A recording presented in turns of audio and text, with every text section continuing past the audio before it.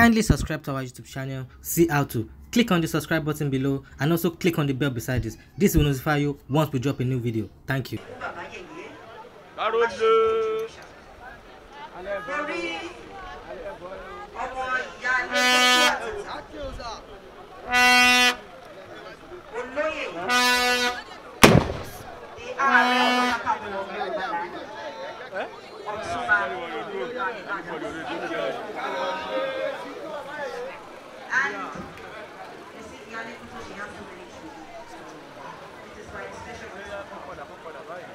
Also here, I'll say my outing.